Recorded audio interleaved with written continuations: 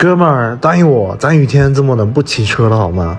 一踏板有雨衣，手套被雨打湿了，戴不了，冻手啊！一防晒没雨衣，纯靠衣服硬扛过去，冻人呐！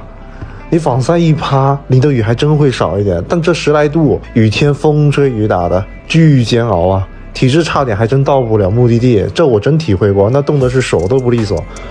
油门不好握，刹车慢，半拍捏不住啊，真的很危险。对比完，我没想到我是最舒服的那一个。强烈建议，如果你要跑摩旅，参考我这一次装备，就很简单3样东西：分体雨衣、防水鞋套、手闷子。这个真的划重点。见过的人都说丑啊，偶遇的摩友他俩也嫌弃不喜欢，但这玩意正儿八经的实用。700MT 加热手把配这玩意啊，简直无敌！我不戴手套，一路骑过来，手都是热的、舒服的。再加上700MT 本身车大、风挡大，高速稳定，还真没冬天下雨骑不了车什么事了。风雨无阻啊，兄弟们！好家伙，我这一路开过来，感觉顺顺利利，特别安逸。